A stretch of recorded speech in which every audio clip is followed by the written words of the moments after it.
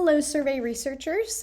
This is an exciting week as we will consider the work that we have already completed and do some reflective work on our own research questions and begin to create a survey draft. So first, I just want to apologize that we can't see my face, but I tried a couple different ways to get my face and the screen at the same time, and nothing was working out. So for this week, we're just going to do it this way and solve that problem on another day. But today, what I'm going to do is I'm going to take you through my process of creating a survey, and hopefully it will give you some ideas for your work. So first, here's just a little background on one of my current topics. I'm working to develop a definition for the construct of public scholar. So because there's not a lot of research available on this topic, I'll conduct an exploratory study, which means that my survey is going to include many qualitative and open-ended questions. This project has been a work in progress over the last 6 months or so. And to start, I read several different types of documents, including a few academic journals, but not very many because there really hasn't been a lot of research done on this topic, several university websites who discuss this topic, and books released from academic publishers. So this first page here is my Notion, which some people saw in another video, but this is kind of like my hub of the resources that I've been using, and so I can collect this, but this is what I'm saying about different websites. So different universities are really looking at public scholar and what it means, and I've really drawn on a lot of these to help me kind of form some initial thoughts and definitions. So from all of the literature that I've looked at, I was able to come across some themes and camps for where people land on what it means to be a public scholar, and found that rather than being like a definitive status, people see the idea of being a public scholar on a continuum. And so one of my research goals was to find the line where most people stand on this continuum. So with that goal in mind, I had to define what I mean by people. So for this stage of my process, the population I have in mind are faculty at research universities who may or may not define themselves or be defined by others as a public scholar. So I wanted to start with them because I think they are more likely to have put thought in this position, identify themselves as a public scholar, and or see being a public scholar as a valuable pursuit, that they would be all of those things more than the average person. So with my population in mind, I knew that my survey would need to be written in a way that not only captures and holds the attention of this population, but also respects their intellect and accomplishments.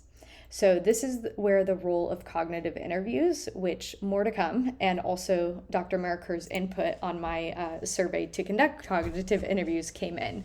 But we'll talk more about that in a different module. So for today, we're going to focus on the creation of the first draft. And in Dr. Meriker's video, she talked about forward thinking and backward thinking. And so we are going to start with that. So some of the backward thinking that I did was first just think about the topic of my survey. And so I think, let me see if I can get that open. Yeah. So here's my topic. We'll just look at that.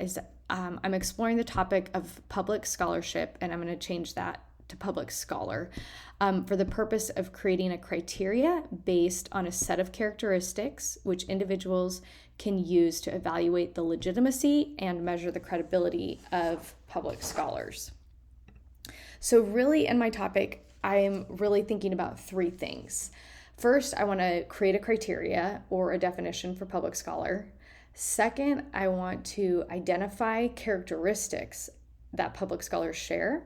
And third, I want to provide some sort of metric that the everyday person can use to evaluate and measure the credibility of public scholars. So to summarize, some of the backward thinking I did was reflect on my research topic and then think about the literature, and all of that helped me to develop the questions. So next, I had to do some forward thinking. And that involved first considering my population, which, as mentioned earlier, includes intelligent, accomplished professionals. And next, I had to decide how they would interact with the survey. So for this round, I knew that I would send out a link, and so I needed to make sure that my survey questions were clear, straightforward, and easily understood. So when I sat down to draft a survey, I had to keep my target population and my research goals in mind. So in a separate video, I'll show you several iterations of the survey, but for today, I'm just going to show you the most recent version. So over here on the first page of my survey, I stated the topic or the purpose, which aligns with my topic, but it is not directly stated here. And then I defined the terms, platform and media, to ensure clarity for what I mean by those terms, and that hopefully when the participants take the survey that they're keeping this definition in mind as they're answering it, even if their definition is slightly different, that they would know that I'm coming from this perspective with my definition. So the next 3 questions are open-ended in every way. They do not have word counts or any kind of parameters. And again, it's because it's an exploratory study. So I really just want to know what they're thinking here. Next, I did include some close-ended questions. So now I really want to start narrowing down beliefs in a quantitative way. Here is where I hope to begin to find points on the continuum where people land. So I made this a select all that apply because I'm anticipating that there's going to be a set of characteristics within each camp on the continuum.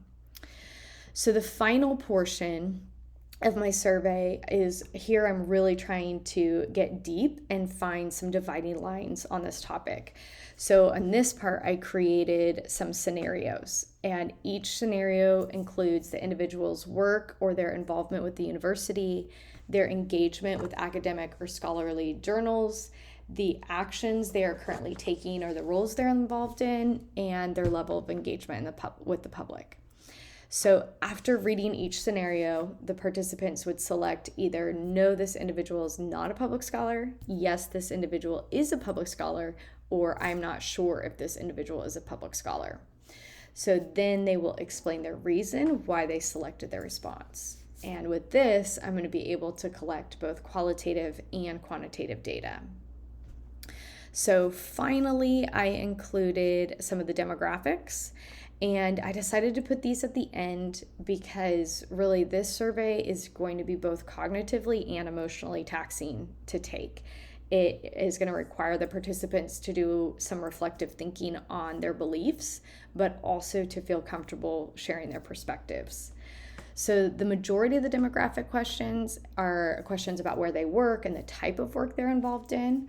And then I still need to go back and add some personal demographics because I believe that both personal demographics and the type of work that people are involved in are heavily going to influence their perspective on what it means to be a public scholar. So Dr. Maraker also mentioned that for certain types of surveys, it's appropriate to include some type of incentive. But for my survey, because of the population I'm looking at, I'm really counting on some sort of intrinsic motivation for their participation rather than an external motivation. Really, I'm hoping that their personal and vested interest in the topic of being a public scholar is what will compel them to participate. So anyways, I hope that hearing me talk through the process that I engaged in and the decisions I made along the way are going to help you in your own research. And I look forward to seeing how your surveys develop throughout this module.